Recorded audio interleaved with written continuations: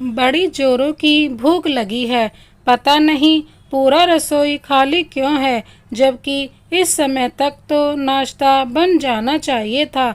एक समय था जब बच्चों को समय से खिला पिलाकर और सारे काम निपटाकर मैं भी खा लेती थी। आज ऐसा दिन आ गया है जब अपने लिए बर्तनों में झांकना पड़ता है। भगवान किसी को ऐसे दिन ना दिखाए। रसोई में उषा जी बड़बड़ा रही थी। तभी उषा जी की बहू प्रियंका आई और बोली, मम्मी जी ये क्या कर रही हैं? सारी चीज़ों को उलट पुलट कर दी। आखिर आपको क्या चाहिए?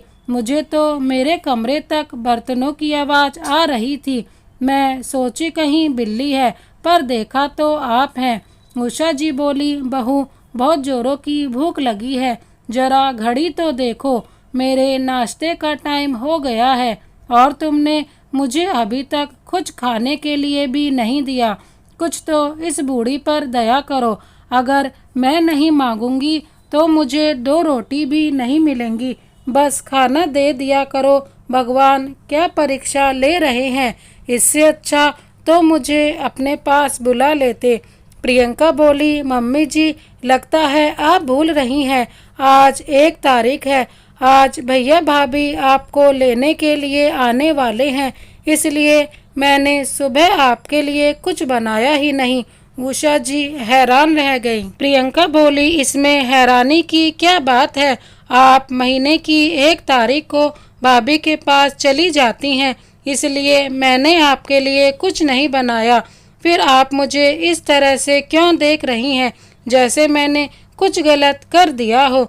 उषा जी बोली, बहू कल रात ही तो बड़ी बहू का फ़ोन आया था कि उसे बुखार है, तो मैं 2-3 दिन बाद आऊं। अगर मुझे भी इन्फेक्शन हो गया तो मेरी सेवा कौन करेगा? प्रियंका बोली, ये सही है, सबने मिलकर तय किया था कि बारी बारी से आपका ख्याल रखेंगे। अब पूरा महीना हो गया है तो उनकी तबीयत खराब हो गई। ऐसी बहानेबाजी बहुत सुन चुकी हूँ। वो जानबूझकर ऐसा कहती हैं ताकि 2-3 दिन वो आराम कर सके और मैं खटती रहूं। पर मैं भी कच्ची गोली नहीं खेली हूँ। ठीक है, आप रुक जाइए, पर याद रखिएगा अगले महीने 2-3 दिन बाद ही आइएगा। बहू की बातें सुनकर उषा जी की आंखें भर आईं। फिर वो चुपचाप अपने कमरे में लौट आई और पति की तस्वीर के आगे फूट फूट कर रोने लगी। सुना आपने, आपकी छोटी बहू ने क्या कहा? ऐसा क्यों होता है कि माँ बाप 5 बच्चों को पाल लेते हैं, परंतु माँ बाप को बच्चे अपने पास नहीं रख पाते हैं। अब मैं आपके बच्चों पर बोझ बन गई हूँ। एक बेटा लेने नहीं आया तो दूसरी बहू ने रोटी देने से इनकार कर दिया। आप मुझे अपने पास क्यों नहीं बुला लेते? उषा जी ठहरी स्वाभिमानी औरत। सोचने लगी, अब जब बहू खुद खाना देने आएगी तभी खाऊंगी। अब तो भूख भी मर गई। जिनके लिए ठोकर खाकर भी मुस्कुराती रहती थी, आज वही बच्चे मुझे ठग रहे हैं। 2-3 घंटे बाद प्रियंका ने अपनी बेटी से खाना भेजा। अब बच्ची को वो क्या कहती, चुपचाप ले ली और सोचने लगी, इससे अच्छा तो कोई मुझे एक चुटकी जहर दे देता, हर झंझट से छुटकारा मिल जाता। बेचारी अपने पुराने दिनों को याद करने लगी। उषा जी को दुनिया कहती थी बहुत भाग्यवान है, 2-2 बहुएं आएंगी, खूब सेवा करेंगी। जब तक उषा जी के पति किशोर बाबू जिंदा थे, मजाल है कि दोनों बेटे बहू माँ को कुछ कह दें। अकस्मात मृत्यु में किशोर बाबू का साथ छूट गया और उसके बाद उषा जी की हालत बद से बदतर होने लगी। यहाँ तक कि दोनों ने बिना माँ की राय मशवरे के उनके खाने पीने और रहने का बंटवारा कर दिया। माँ ना हुई कि कोई बोझ हो गई। एक रोज उषा जी की पड़ोसन विमला जी आई और बोली, उषा बहन, पहले आप कितने ऊनी कपड़े बनाती थी, मेरे पोते के लिए एक पूरा सेट बना दो। जितना कहोगी मैं पैसे दे दूंगी। तभी प्रियंका आई और बोली, आंटी जी आपको तो पता है मम्मी जी अब वो काम नहीं करती। एक समय था जब मेरे सास ससुर को पैसे की दिक्कत थी, पर अब हमारे घर में ये सब नहीं होता। प्रियंका की बातें सुनकर विमला जी ने बात वहीं टाल दी और चली गईं। उसके जाते ही उषा जी ने कहा, बहू, इसमें गलत ही क्या है? वैसे भी मैं तुम लोगों पर बोझ बन गई हूँ। मेरे लिए किसी के पास वक्त नहीं है। कुछ काम करूँगी, 2 पैसे आएंगे और मेरा भी मन लगा रहेगा। प्रियंका बोली, मम्मी जी, आप ये सब भैया भाभी के घर जाकर करना, हमें अपनी खिल्ली नहीं उड़ानी। आप क्या चाहती हैं? लोग ये कहें कि हम आपका खर्चा नहीं उठा सकते। उषा जी सोचने लगी, एक समय था जब पति की मदद करने के लिए वो ऊनी कपड़े बनाती थी। उषा जी ने विरोध करना सही नहीं समझा और वहीं चुप हो गई। उषा जी सोचने लगी, एक समय था इस घर में कितनी चहल पहल रहती थी, सब मिलजुल कर रहते थे। पैसों की भूख ने दोनों बेटों को आपस में लड़ा दिया और बहू ने एक घर के 2 हिस्से करवा दिए। ये नहीं सोचा कि इसमें माँ के दिल के कितने हिस्से हो जाएंगे। और तो और ये फरमान भी जारी कर दिया कि माँ जिसके पास रहेगी, पिता का पेंशन उसे ही मिलेगा। उषा जी आज बहुत उदास थीं। बस यही सोच रही थी कि मैं कौन सा इन लोगों के पैसे का खाती हूँ। पति का पेंशन आता है, पर उस पर भी मेरा अधिकार नहीं रहता है। वो भी बेटे बहू समेट लेते हैं। जैसे खुद को रखने के लिए कीमत चुकानी पड़ती है, उसके बाद भी भरपेट खाना नहीं मिलता। अपनी भूख मिटाने के लिए दोनों के दरवाजे पर भिखारियों की तरह बैठी रहती हूँ। बहरहाल 2-3 दिन बाद उषा जी अपने बड़े बेटे मुकेश के पास आ गई थीं, पर यहाँ भी कुछ अलग नहीं था। शाम में उषा जी अपनी उदासी दूर करने के लिए पार्क में चली जाती थीं। दूसरों के दर्द को देखकर उन्हें अपने दर्द कम लगते थे। उन्हीं में से एक कमला जी बोली, अरे उषा जी, हम सब मिलकर मथुरा जा रहे हैं, फिर वृंदावन जाएंगे। आप भी हमारे साथ क्यों नहीं चलती? उषा जी मन ही मन सोचने लगी, जो बच्चे 2 रोटी के लिए तड़पाते हैं, क्या वो मुझे मंदिर दर्शन के लिए पैसे देंगे? पर मन तो बहुत था। विमला जी बोली, हाँ उषा बहन, चलो ना, सब साथ मिलकर दर्शन करके आते हैं। उषा जी बोली, अब आप लोगों से क्या छुपाना, मन तो मेरा भी करता है। ऐसा करती हूँ, मुकेश से पूछ कर देखूंगी, फिर आप लोगों को बताऊंगी। उषा जी जब घर आई तो उत्साहित थी। दरवाजे की तरफ देख रही थी कि बेटा आए तो उसके मन की बात कही जाए। जैसे ही बेटा आया, उषा जी बच्चों की तरह उसके पास जाकर बैठ गई और बोली, बेटा मुकेश, कुछ महिलाएं कामाख्या और वृंदावन जाएंगी, मैं भी जाना चाहती हूँ। फिर जो उन्हें सुनने के लिए मिला, उसकी तो उन्होंने कल्पना भी नहीं की होगी। माँ, आपकी सहेलियों के पास कोई काम धंधा तो है नहीं, बस फालतू में अपने बच्चों के पैसे बर्बाद करती हैं। आप तो कहती हैं भगवान कण कण में व्याप्त रहते हैं, फिर उन्हें ढूंढने के लिए कहीं जाने की क्या जरूरत है? घर में ही भजन कीर्तन करो। बेटे के मुख से ऐसी बातें सुनकर उषा जी हैरान रह गईं और बोली, बेटा मुकेश, तुम्हें याद है जब तुम्हारे बाबूजी मना करते थे तो तुम मुझे कहने आते थे कि माँ, आज हमारे स्कूल की ट्रिप नेपाल जाएगी। कॉलेज में तुमने कहा, माँ, हमारे कॉलेज के सभी साथी मिलकर दार्जिलिंग घूमने जा रहे हैं। मैंने तो तुम्हें कभी मना नहीं किया, कभी पैसों की दिक्कत नहीं बताई, बल्कि तुम्हें तुम्हारी खुशियों को जीने का मौका देती रही, और आज थोड़े से पैसों के लिए तुम ऐसी बातें कह रहे हो। इतना कहकर उषा जी अपने कमरे में चली गई। अगले दिन जब वो पार्क में गई तो विमला जी, कमला जी सब आई थी। उषा जी, आप हमारे साथ चल रही हैं ना? सब इकट्ठे चलेंगे। उषा जी मुस्कुरा कर बोली, नहीं, मुझे नहीं लगता है इस बार मैं जा पाऊंगी। बेटे बहू घूमने के लिए कहीं जाने वाले हैं, बिना मुझसे पूछे वो कुछ करते भी तो नहीं। अगली बार पक्का आप लोगों के साथ चलूंगी। विमला जी बोली, उषा बहन, आप हर बार ऐसा ही कुछ बहाना बना देती हैं। ऐसा तो नहीं है कि आपकी बहू को हमारे साथ आपका उठना बैठना पसंद नहीं, या फिर आप ही हमारे साथ कहीं जाना नहीं चाहती। विमला जी की बात सुनकर उषा जी उदास हो गई और बोली, विमला बहन, जिसकी तकलीफ वही जाने। आप भाग्यशाली हैं जो आपको कहीं जाने के लिए बेटे से खर्चे मिल जाता है। पति के साथ मेरी इच्छाएं भी चली गईं। अब हर किसी की किस्मत आप लोगों जैसी नहीं होती। अगर मैं अपने बेटे से पैसे मांगूंगी तो पैसों की जगह वो मुझे 4 बातें सुना देंगे। अपमान सहकर तीर्थ करने जाऊं, ये सही नहीं होगा। कमला बहन बोली, उषा जी, आपको लगता है कि ये दर्द बस आप ही झेल रही हैं। विमला जी बोली, उषा बहन, मैं इस तकलीफ से गुजर चुकी हूँ। अपनी छोटी बड़ी इच्छाओं को पूरा करने के लिए बेटे बहू के आगे हाथ फैलाती थी, पर अब नहीं। उषा जी ने बड़ी हैरानी से पूछा, अब ऐसा क्या हो गया कि आपको उनके सामने हाथ नहीं फैलाना पड़ता है? विमला बहन मुस्कुरा कर बोली, जब हम अपनी जिम्मेदारी उठा सकते हैं तो बच्चों पर क्यों निर्भर रहें? अपनी इच्छाओं को पूरा करने के लिए उनसे क्यों मांगेंगे? मैं खुद की मालकिन हूँ।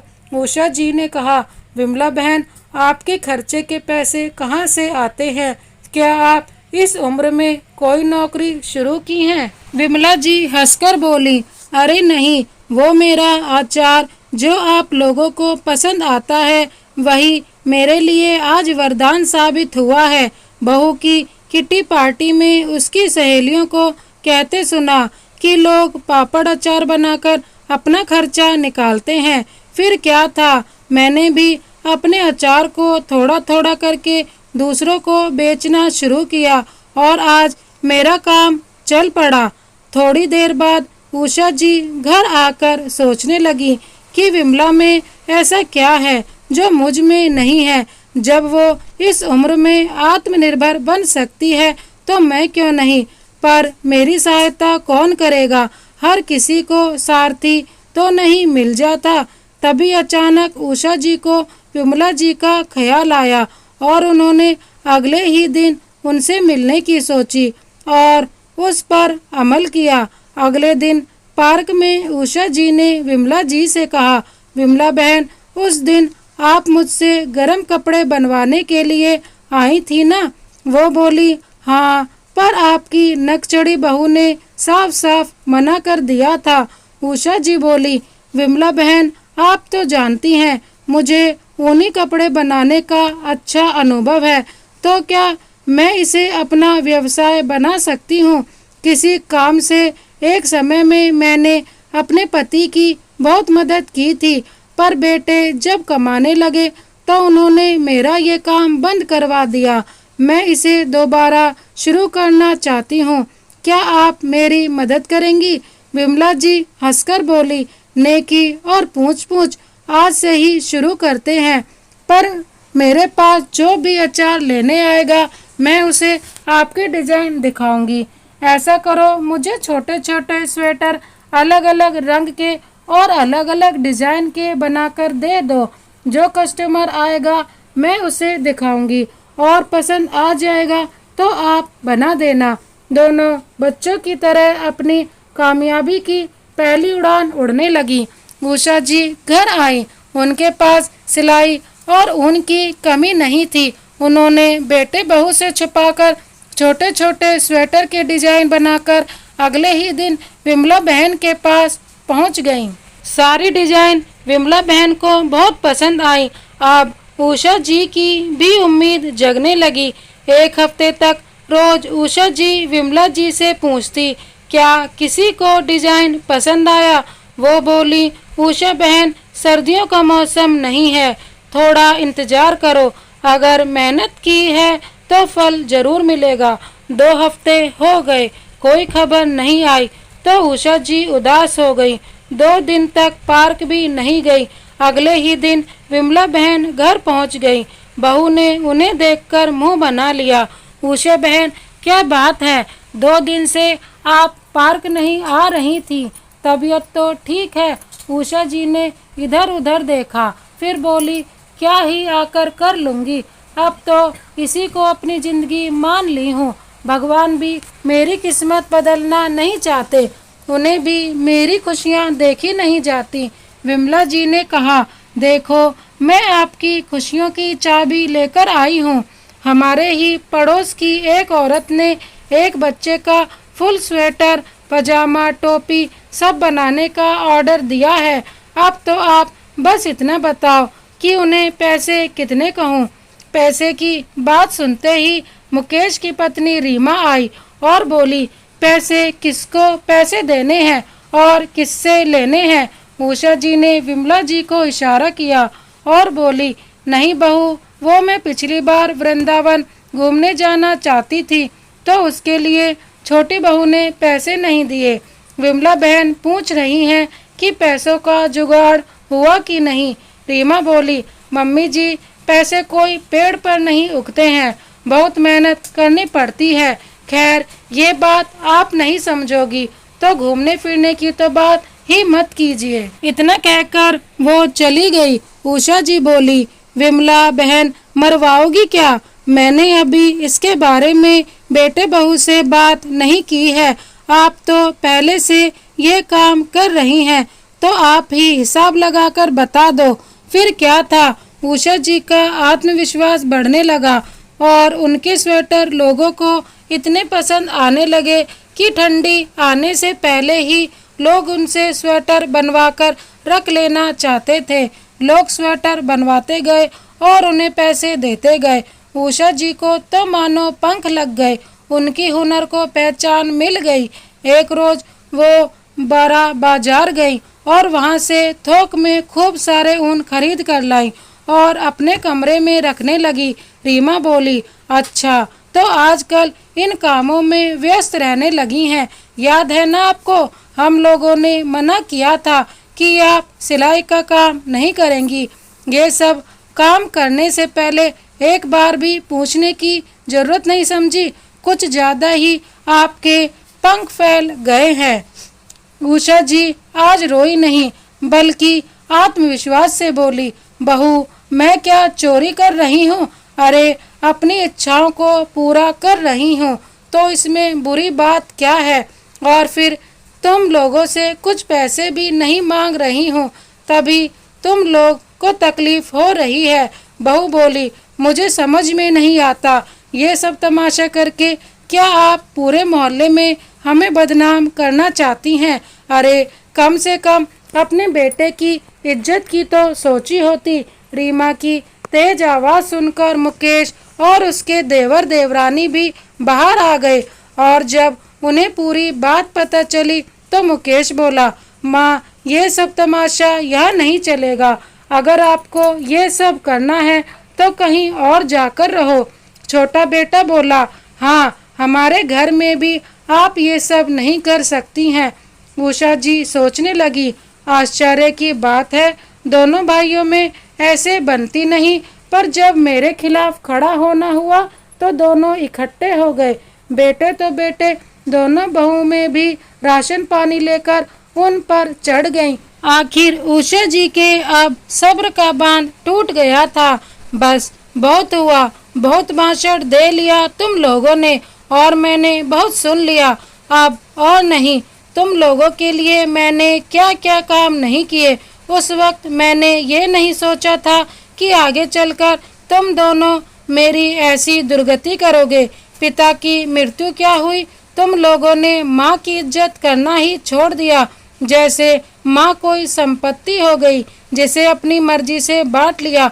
और तुम्हारी ये बीवी मुझे 2 रोटी के लिए तरसाती है, मानो मैं कोई भिखारी हूँ। किस हक से तुम कह रहे हो कि इस घर में मैं अपनी मर्जी की नहीं कर सकती?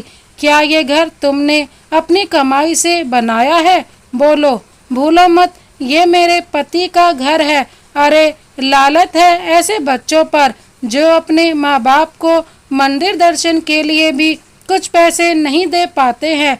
तुम दोनों से मैंने कुछ पैसे क्या मांगे, तुम लोगों ने मुझे कितना कुछ सुना दिया। वाह मेरे लाल, तुम लोगों ने तो माँ के दूध का अच्छा कर्ज चुकाया। अच्छा हुआ तुम्हारे बाबूजी तुम लोगों का ये रूप देखने से पहले ही परलोक सिधार गए। माता पिता अपने आखिरी सांस तक जिम्मेदारी निभाते हैं, तो क्या बच्चों की जिम्मेदारी नहीं होती कि माँ बाप की ख्वाहिशों को पूरा करे। मैं भी आखिर किससे कह रही हूँ, इनके पीछे गलती मेरी है। जिस दिन तुम दोनों ने घर के हिस्से किए थे, मुझे उसी दिन अपनी आवाज़ उठानी चाहिए थी। खैर कोई बात नहीं, देर आए दुरुस्त आए। अब मैं कहती हूँ, इस मकान के 3 हिस्से होंगे। इस घर पर मेरा भी अधिकार है। उनकी बातें सुनकर बेटे बहू के भौं तन गए, कान खड़े हो गए। कोई कुछ कहता उससे पहले प्रियंका बोली, मम्मी जी कुछ तो शर्म कीजिए और सोच समझकर बोला कीजिए। तीसरे हिस्से से आपका क्या मतलब है? उषा जी बोली, तीसरे हिस्से का मतलब ये है कि एक कमरे पर मेरा अधिकार होगा और मैं अपना काम अपने तरीके से करूंगी। और हाँ, बाबूजी का पेंशन मैं किसी को नहीं दूंगी। और तुम दोनों बहुएं या तो मुझे एक रसोई दे दो या अपना कोई कमरा दे दो जिसे मैं रसोई बनवा लूंगी और अपने लिए काम वाली रखूंगी। अब बस बहुत हुआ। माँ कोई संपत्ति नहीं होती जिस माँ का बंटवारा किया जाए। मैं भी आत्मनिर्भर बन सकती हूँ और अपनी जिम्मेदारी उठा सकती हूँ। वैसे तो मेरे पति जाने से पहले मेरा इंतजाम कर गए थे, पर कुछ लालची गिद्ध की नज़र भी उस पर थी, पर अब नहीं रहेगी। इतना कहकर उषा जी आराम कुर्सी पर बैठकर स्वेटर बुनने लगी। प्रियंका और रीमा सोचने लगी, 2 कमरे में हमारा गुजारा कैसे होगा।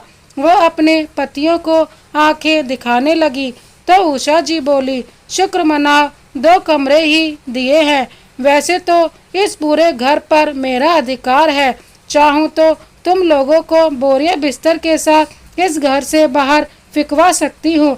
अगर तुम दोनों को कोई दिक्कत है तो तुम अपने रहने का इंतजाम कहीं और कर सकते हो। बस इतना ध्यान रखना, मेरी जिंदगी में अब मैं कोई हस्तक्षेप बर्दाश्त नहीं करूँगी। उनकी बात सुनकर दोनों बहू और बेटे हैरान रह गए कि आखिर उषा जी के अंदर इतना आत्मविश्वास आया कहाँ से। पर अब तो माँ से कोई सवाल भी नहीं कर सकते थे, तो चुपचाप वहाँ से निकल गए। जो फर्ज नहीं निभाते वो अधिकार भी नहीं पाते हैं। दोस्तों, इस कहानी को अंत तक देखने के लिए धन्यवाद। क्या उषा जी ने सही फैसला लिया? हमें कमेंट बॉक्स में ज़रूर बताएं। इसी तरह की कहानी देखने के लिए हमारे चैनल को सब्सक्राइब कर बेल आइकन को प्रेस कर दीजिए। Thank you so much. Vande Mataram.